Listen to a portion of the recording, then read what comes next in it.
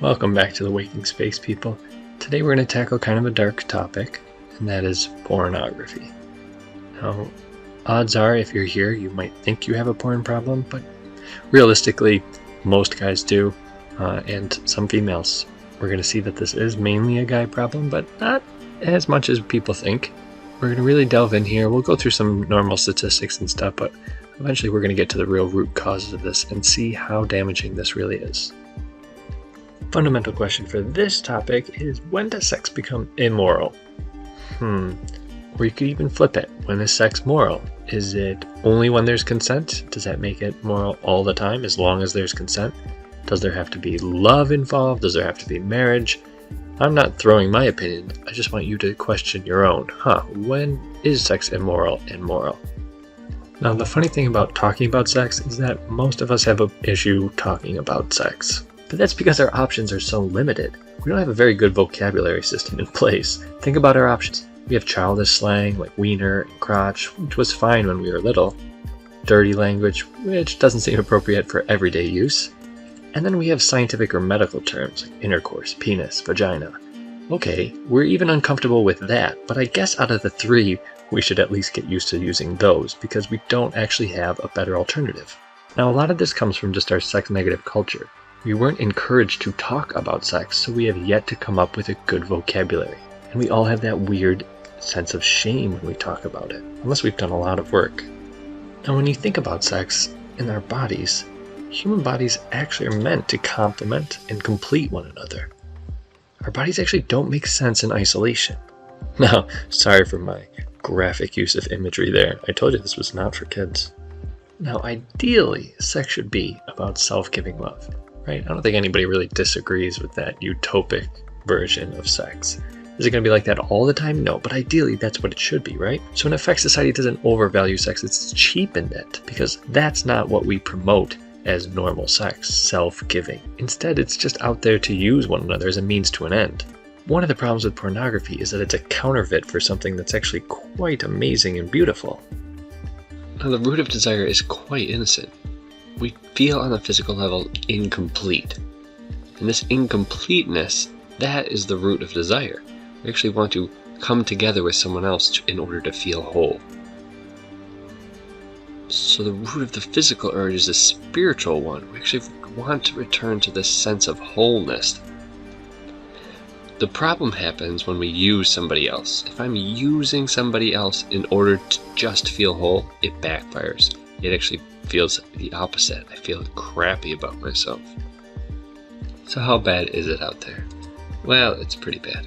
Americans are spending more at strip clubs than on the arts. You got companies like General Motors and AT&T selling porn. And yes, there's this high divorce rate. I'm going to connect these two things, pornography and divorce rate, later on. So what is porn? It consists of removing real or simulated sexual acts from the intimacy of partners and then showing it to third parties. Anything really designed to stimulate sexual excitement. Those could be books, pictures, films, and audio. Does this get into some weird gray areas? Yes. In fact, a Supreme Court justice had to define it by saying, well, I would know it if I saw it. Now, the problem with porn is not that it reveals too much of the person, but it actually reveals too little. We're reducing people to their sexual faculties, their body parts. Thereby, we're depersonalizing them, which is the first step into doing violence towards a person. You make them less of a person. Oh yeah, you're just your body. There is a ridiculous amount of money in this industry, $97 billion, and that's just estimated. It's actually pretty tricky to get a full number on how much money pornography makes every year, but about 97. That's larger than all football, baseball, and basketball franchises in the United States. And we are responsible for $10 to $12 billion of this. Who's showing all of this pornography? Well, if you look at the map, the United States, we're the biggest exporter of this stuff. We create so much of it every day. Throw a bunch of stats at you, every second people are spending tons of money, tons of time. Porn is being created every 39 minutes. But the biggest thing is this stuff is stealing people's time, which is our most precious commodity. We could be doing so much more creative acts. We have goals in life that we want to accomplish, and this thing is stealing our time. And the age of porn is getting younger and younger. And we know this. If you were going to estimate who is the biggest watcher, I guess you'd say teenage males, which is a whole bigger issue, right, that we're going to get into.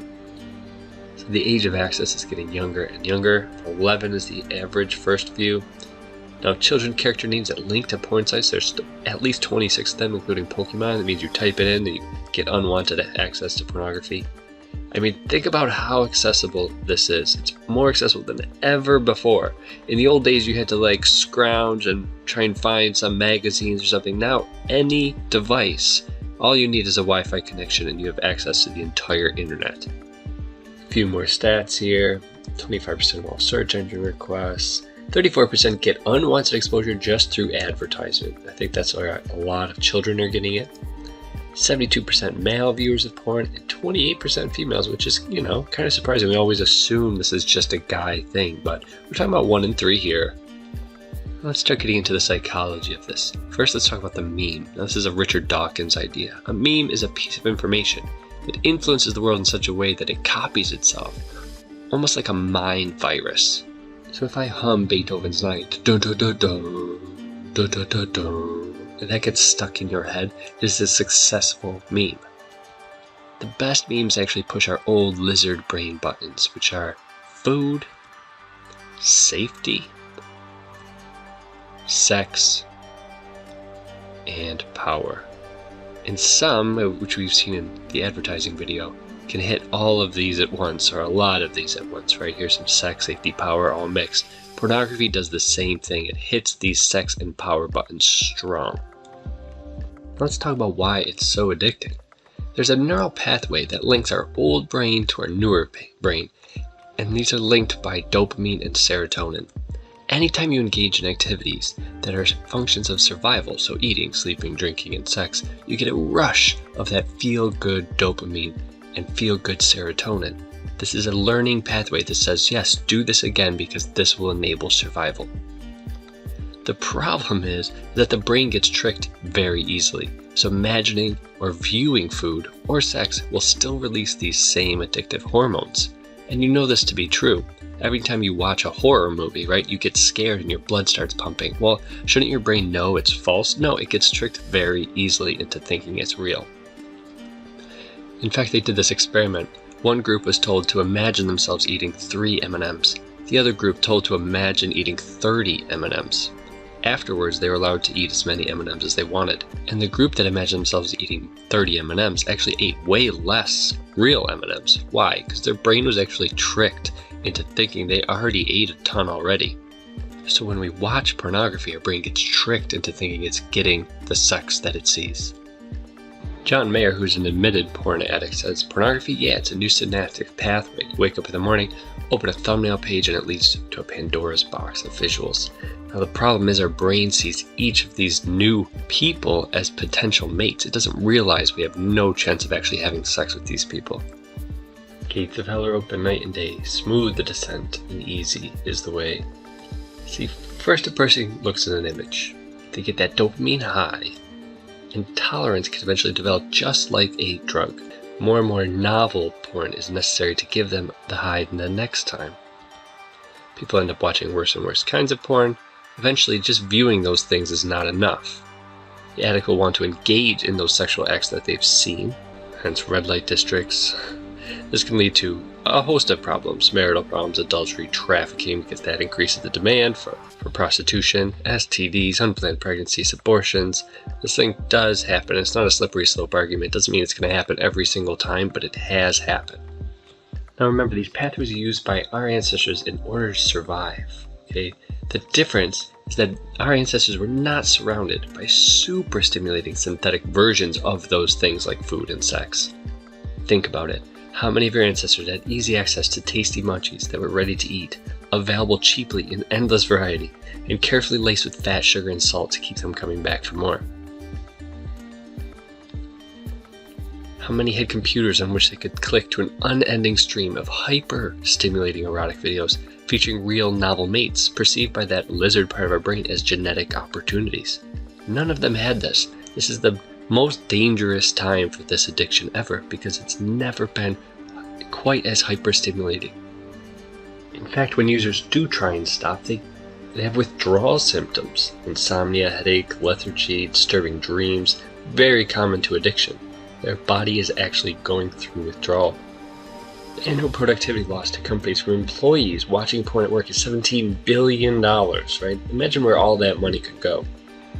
Now, what about counterpoints? I found a pretty good one by Michael Che, the comedian. He said, if I asked you what your favorite horror movie was, no one would bat an eye. Isn't that crazy as a society? That's where we are. We can watch movies of people killing and dying in blood and gore, and it's all perfectly acceptable. But if I watch two people make love, I have to close my laptop because I'm disturbing people. Now, he's making a satirical point here. He's like, why is it okay for us to watch blood and gore, but we can't watch what is supposed to be this beautiful act? And that is a fair point. And I would say, look, if most of the pornography out there were just people who loved each other and they actually cared about each other and they weren't using each other, they weren't trying to make money off stuff, then, maybe it'd be all fine. But most porn isn't like that, right? It's actually a lot of the objectification and using people. That's what's going on. And there's this strong connection between child abuse and porn that we cannot deny. In arrested child pornography possessors, 40% had sexually victimized children and were in possession of child pornography. Of those arrested, 83% had images involving children between 6 and 12, 39% between 3 and 5, and 19% had images of under 3. So there's this whole horrible, dark world of pornography connected with child abuse and victimization that we cannot ignore. Here's another disturbing connection. A recent report interviewed 854 women in prostitution in 9 countries, and it made this strong connection in pornography and prostitution. In every country, almost half the respondents said that they were forced to make pornography while enslaved in sex trafficking. Now the problem is, if that's a lot of pornography being made by people who are forced, and there's no way to actually tell when you're watching pornography if that person in fact was forced to make it. Imagine watching something and not realizing somebody was forced to do it. What about that connection between marriage and porn I mentioned? In 2004, Dr. Jill Manning testified before the U.S. Senate regarding pornography's impact on marriage. She presented statistics gathered from lawyers around the country. She said that 56% of divorce cases involved one party having an obsessive interest in pornographic websites. If half the people divorcing claim porn is the culprit, that means 500,000 marriages annually that are failing due to pornography. Imagine the impact this is having. A lot of this comes back to what kind of sexual culture we live in. A sex-negative culture tends to repress, control, and shame the sex drive. A sex-positive culture promotes and embraces sexuality as a beautiful gift. Now you can imagine which society we actually live in. When you shame something, when you repress something as beautiful and natural as sex, it comes back, but in hidden and dirty ways, like pornography.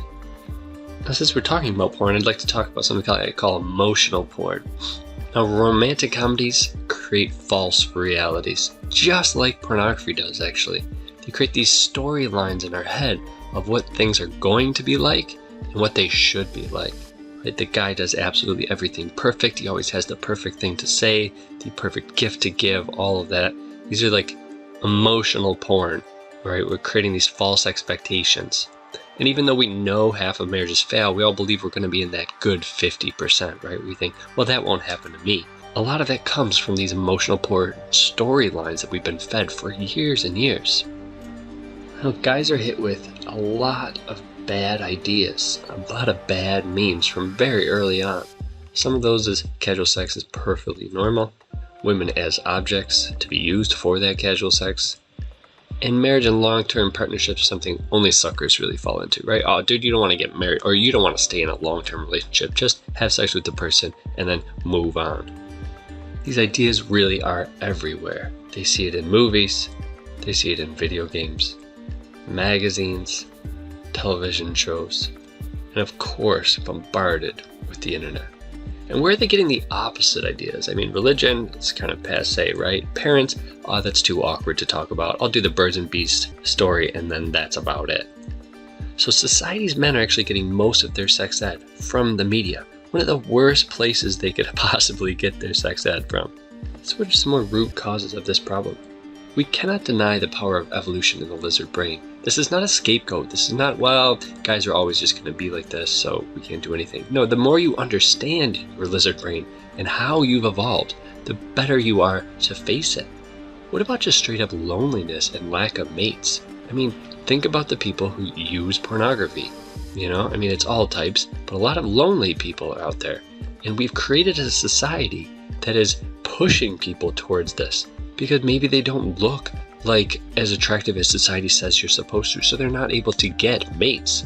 So they turn to virtual mates. This is a real thing we have to tackle. So you tackle the loneliness problem, right? And you tackle the pornography problem. You have a very greedy industry that uses a lot of good psychological manipulation against us. This clickbait stuff is seeing where we like which parts of videos the most, which videos we like the most, using the algorithms against us. There's a lot going on here. And trauma and pain, which I believe, just like Gabor Mate, is the root cause of all addictions. You start working on people's trauma, you start lessening their need for addictive substances and behaviors. Now, I don't believe we are stuck with this problem forever. Becoming aware is always the most important thing. Even with a little bit of awareness, even just watching this video and maybe a couple other people's, there's good TED Talks out there, you're going to watch a little bit less porn throughout your life, which is great. Imagine watching 80% less porn. Now, you're not going to be perfect. It's like junk food, sometimes you're going to slip. Even that 80%, what would you do with that time? Are there versions of ethical porn? I don't know. Cindy Gallup, she works very hard at her website, Make Love Not Porn, where people can go on there and actually make videos that are more ethical in nature. So I guess if you're going to watch something like that. There are groups like Sex and Love Addicts Anonymous. This has helped many people break their porn addictions. And just shame busting, one of the best books at shame busting, just the idea of sex itself in our society and getting us back to a more positive outlook, is Sex at Dawn by Chris Ryan. Here are my references if you want to check those out. As always, a little bit more knowledge and a little bit more awareness, and we can really start changing things. Thanks so much for watching, guys. Take care.